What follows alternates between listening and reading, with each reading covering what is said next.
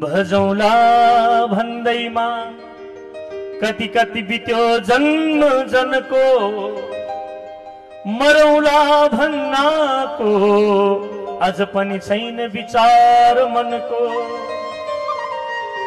अहो देवी माया बलवती जानी जनले, विचार गर्दै गर्दै हरि भजलिनु भक्त जनले।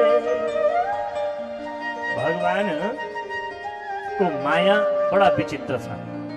दुरत्या जो माया को हामी तपाईं पारी जान, माया को पर्दा जसरी नयाँ नयाँ विवाह गरिन्छ नि, त श्रीमतीले घुम्टो ओढेकी हुन्छन्। त श्रीमतीले के गर्छिन्, बडा राम्रो घुम्टो। पहिला पहिला त मुख नदेखिने घुम्टो हुन्थ्यो, अचेल त जालीवाला चुनरी आयो, महाराज साफ देखिन्छ। बोलो राधे राधे, बडा विचित्र छ। त महाराज घुम्टो ओढेकी हुन्थिन् पुरानी श्रीमतीहरूले, पुराना आमाहरूलाई थाहा होला। त महाराज जबसम्म त्यो घुम्टो उठाइँदैन थियो नि, तबसम्म अनुहार सर्लङ्ग हुँदैन थियो। अहिले पो वर वधु पहिला हेर्छन्, भेट गर्छन्, कुरा गर्छन्, चर्चा हुन्छ। तर आजबाट 50 वर्ष 60 वर्ष पहिला यो चलन थिएन। आमा बाबाले हुन्छ भने सिद्धियो कुरो। त महाराज घुम्टो ओढेर जान्थिन्, बेहुली घुम्टो उठायो, बल्ल उनको राम्रो अनुहार हेर्न पाइन्थ्यो। त्यसै गरी यो संसारमा पनि भगवानले यस्तो घुम्टो उडाइदिनु भएको छ, कसको? मायाको।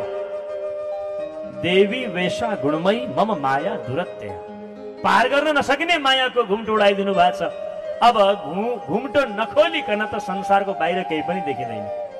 घूंघट के पटखोल तोहे पिय मिलेंगे। घूंघटको यो घुम्टो उठाइयो भने बल्ल प्रियतमाको दर्शन हुन्छ। त्यसै गरी साधनद्वारा, श्रद्धाद्वारा, भक्तिद्वारा, सत्सङ्गद्वारा, विवेकद्वारा, ज्ञानद्वारा हामीले यो माया रूपी पर्दालाई चिरेर हटाउन सक्यौं भने बल्ल परमात्मा हृदयमा बसेका ईश्वरको साक्षात दर्शन हुन्छ। त्यही भएर सत्सङ्ग जीवनमा बार बार गर्नु।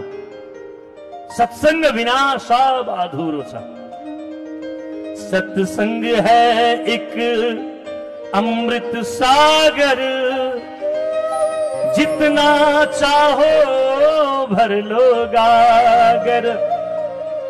अरे अमृतको सागरले जति चाहे पनि गागरी भर्नुहोस् न।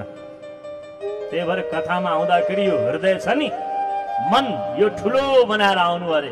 कस्ताले भगवानको कथा सुन्न सकिन्छ भन्दा महामना, जो ठुलो मन गरेका व्यक्ति छन्। हृदय साँगुरा भएको होइन, ठुलो हृदय, संकुचित हृदय, सानो हृदय, संकुचित विचारधारा गरेका व्यक्तिले भगवानको कृपा पनि पाउँदैनन्। त्यही भएर विचारधारा, हृदयको खुल्ला, मन खुल्ला हुनुपर्छ, सफा हुनुपर्छ। तब बल्ल भगवानको कृपा त्यहाँ हुन्छ, सत्सङ्ग बुझिन्छ। एकजनाले लोटा लिएर गएछ एउटा नल्कामा, र नल्काबाट आउने पानीसँग भन्दो रहेछ, ए नल्का मेरो लोटा राम्ररी भर्दे है। नल्काले भनेछ, अरे भाइ यहाँ तेरो लोटा भर्न मुस्किल छ, त एउटा काम गर्न, नजिकै पोखरी छ त्यहाँ गएर पानी भर्न। उसले सोचेछ कुरो त ठिकै हो।